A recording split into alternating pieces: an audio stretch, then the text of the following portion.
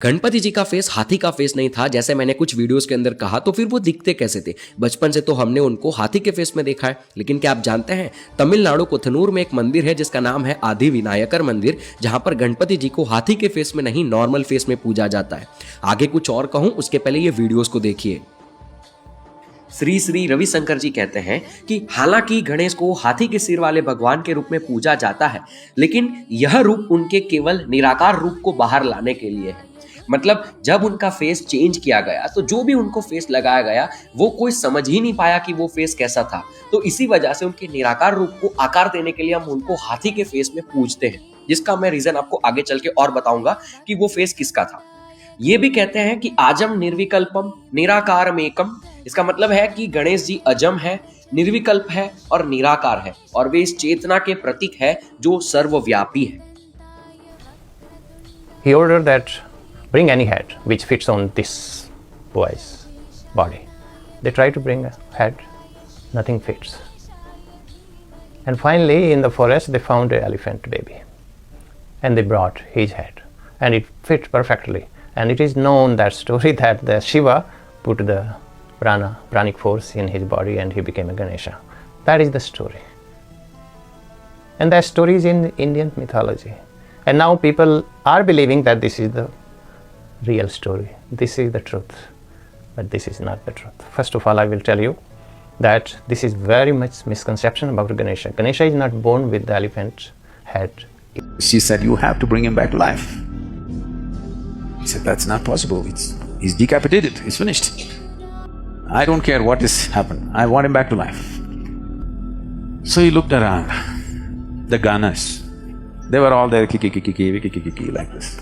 So he looked around and the leader of the Ganas, he asked him, what?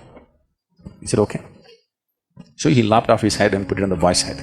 So now the boy had a human body and a Gana's head, the two chief of the Gana's head, and he had a limb which was boneless limb. So he became a Ganapati, the chief of the Ganas.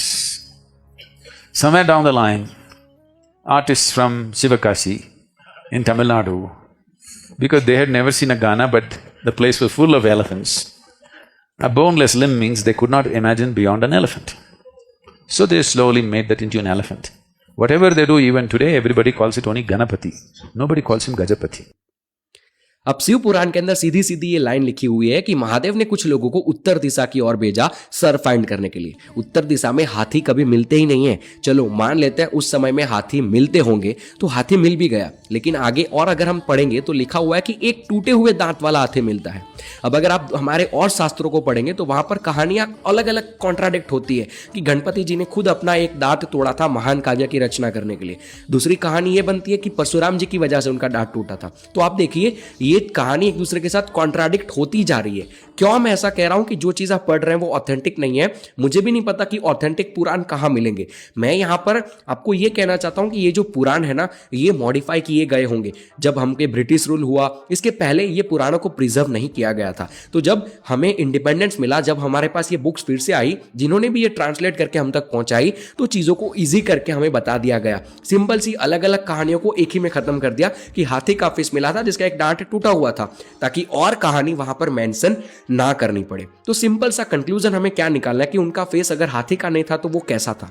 मैं ये कहना चाहता हूं कि वो जो face था वो हाथी का काट के नहीं लगाया गया था। मान लो वो गण हाथी जैसा होगा या फिर वो गण हाथी जैसे दिखने वाला होगा, उसका फेस लगाया गया है, जानवर को काट के फेस नहीं लगाया गया था। मैं ये कहना चाहता हूं। बट अगर जो फिलोसोफर्स हैं वो जैसी चीज बताई गई है वैसा ही समझ के समझाएंगे, लेकिन मेरा काम वो नहीं है। So it's up to you. मैं तो ऐसी चीजें बता बताकर आपको बार बार डिस्टर्ब करता रहूंगा, क्योंकि जब तक आप डिस्टर्ब होंगे तब तक आपके अंदर रिसेप्टिविटी बढ़ेगी और तब तक आप बाहर का नॉलेज रियलिटी में ले पाएंगे। वरना जो बताया जाएगा वही आप सुनते रहेंगे। कुछ अलग अलग चीजें अलग अलग लोगों की हो सकती है, तो आपके ऊपर, आप मानो ना मानो, that's completely up to you. मैं किसी को फोर्स नहीं कर रहा हूं। फिलहाल वीडियो के लिए इतना ही।